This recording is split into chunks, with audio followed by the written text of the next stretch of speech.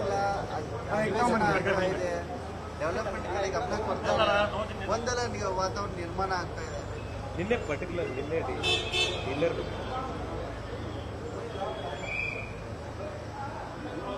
ಆಡಳಿತ ಪಕ್ಷದ breakfast meeting, lunch meeting, dinner meeting, ಈ ಮೀಟಿಂಗ್ಗಳೇ ಇವತ್ತು ನಮ್ಮ ರಾಜ್ಯವನ್ನು ಕುಲಗೆಡಿಸಿರುವಂಥದ್ದು.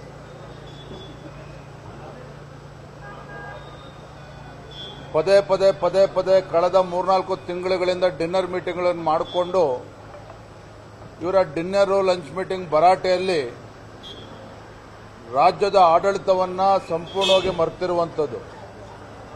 ಇವರ ಡಿನ್ನರ್ ಮೀಟಿಂಗ್ಗೆ ಇವತ್ತು ಕಬ್ಬು ಬೆಳೆಗಾರರ ಹೋರಾಟ ಇವತ್ತು ವಿಕೋಪಕ್ಕೆ ಹೋಗೋಕ್ಕೆ ಕಾರಣನೇ ಇವರ ಡಿನ್ನರ್ ಮೀಟಿಂಗ್ಗಳು. ಯಾಕೆ ಅಂತ ಹೇಳಿದ್ರೆ ರಾಜ್ಯದ ರೈತರ ಸಮಸ್ಯೆಗಳ ಬಗ್ಗೆ ಚಿಂತನೆ ಮಾಡ್ತಕ್ಕಂಥದ್ದಕ್ಕೆ ಇವರು ಯಾವುದೇ ಸಮಯವನ್ನು ಕೊಡಲಿಲ್ಲ.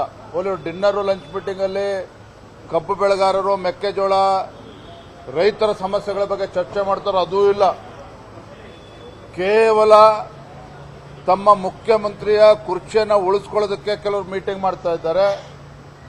ಡಿ.ಕೆ. ಶಿವಕುಮಾರ್ ಅವರ ನೇತೃತ್ವದ ತಂಡ ಹೇಗೆ ಮುಖ್ಯಮಂತ್ರಿ ಸಿದ್ದರಾಮಯ್ಯನವರ ಕುರ್ಚಿಯಿಂದ ಬೀಳಿಸಬೇಕು ಅದಕ್ಕೆ ಅವರು ಸ್ಟ್ರಾಟಜಿ ಮಾಡೋದಕ್ಕೆ ಮೀಟಿಂಗ್ಗಳು ಮಾಡ್ತಾ ಇದ್ದಾರೆ.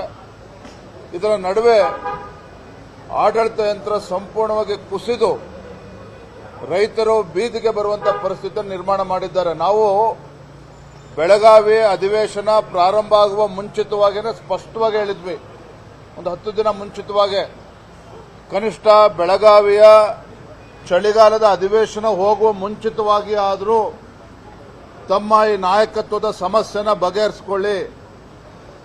ಮುಖ್ಯಮಂತ್ರಿ ಕುರ್ಚಿಗೆ ಕಾಳಗ ನಡೀತಾ ಇದೆ, ಇದು ಕಾಂಗ್ರೆಸ್ ಪಕ್ಷದ ಆಂತರಿಕ ವಿಚಾರ ಅಲ್ಲ.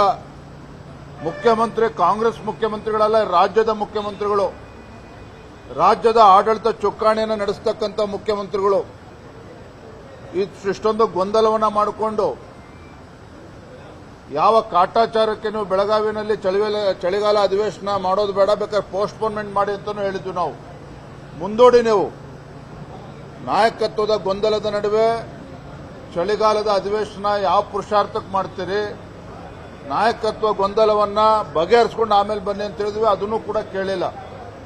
ಇಲ್ಲಿಗೂ ಬಂದು ಈ ಡಿನ್ನರ್ ಪಾಲಿಟಿಕ್ಸ್ ಮುಂದುವರೆದಿರ್ತಕ್ಕಂಥದ್ದು ನಿಜವಾಗ್ಲೂ ಕೂಡ ಈ ನಾಡಿನ ಜನತೆಗೆ ಮಾಡ್ತಾ ಇರ್ತಕ್ಕಂಥ, ಪ್ರಜಾಪ್ರಭುತ್ವಕ್ಕೆ ಮಾಡ್ತಾ ಇರ್ತಕ್ಕಂಥ ಅಪಮಾನ ಇತ್ತು ಕಾಂಗ್ರೆಸ್ ಪಕ್ಷ.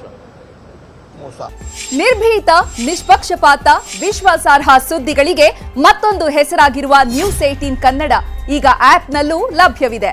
ದಯವಿಟ್ಟು ಇಲ್ಲಿರುವ QR ಕೋಡ್ ಅನ್ನು ಸ್ಕ್ಯಾನ್ ಮಾಡಿಕೊಂಡು ಆಪ್ ಡೌನ್ಲೋಡ್ ಮಾಡೋದಕ್ಕೆ ಮರಿಬೇಡಿ. ನಿಮ್ಮ ಬೆಂಬಲ ಹೀಗೆ ಸದಾ ನಮ್ಮೊಂದಿಗಿರಲಿ. ಧನ್ಯವಾದ.